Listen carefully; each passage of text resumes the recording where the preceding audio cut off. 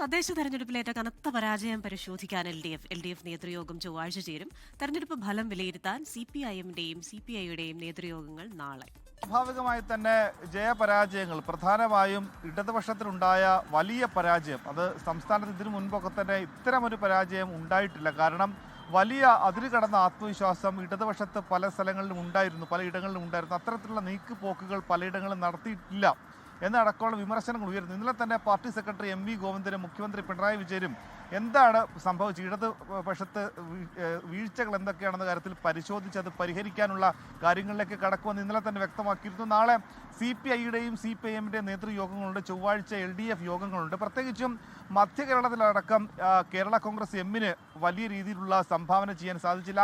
അങ്ങനെ CPIMനും CPIക്കും ഒക്കെ തന്നെ മറ്റ് ഘടകകക്ഷികൾക്കൊക്കെ തന്നെ കാര്യമായ ഇടങ്ങളിൽ ഒന്നും ചെയ്യാൻ സാധിച്ചില്ല. ചില ഇടങ്ങളിൽ ഗ്രാമപഞ്ചായത്തുകളിലോ ജില്ലാ പഞ്ചായത്ത് ഡിവിഷനുകളിലോ ബ്ലോക്ക് പഞ്ചായത്തുകളിലോ ഒക്കെ ചെന്ന ആധിപത്യം ഉണ്ടാക്കാൻ ആയി എന്നല്ലാതെ കോർപ്പറേഷനിലടക്കം ഒന്നും ചെയ്യാനായില്ല എന്നുള്ള വലിയ പോരായ്മ പാർട്ടിക്കുള്ളിലുണ്ട്. പ്രത്യേകിച്ചും തലസ്ഥാന നഗരത്തെ കോർപ്പറേഷൻ നഷ്ടപ്പെട്ടു. 40 വർഷത്തിലധികമായി തങ്ങളുടെ കൈപ്പിടിയിൽ ഒതുക്കിയിരുന്ന ഇടത് കോട്ടയെന്ന രീതിയിൽ വിശ്വസിച്ചിരുന്ന തിരുവനന്തപുരം കോർപ്പറേഷൻ അത് BJP അവരുടെ കൈപ്പിടിയിലാക്കിയത് വലിയ രീതിയിൽ പാർട്ടി അതിനെ കാണുന്നത് ഗൗരവ സ്വഭാവത്തോടു കൂടിയാണ്. പ്രത്യേകിച്ചും തിരുവനന്തപുരത്ത് പാർട്ടിക്കകത്തുകൂടി ഒരു പൊട്ടിത്തെറി ഉണ്ടായിരിക്കുകയാണ്.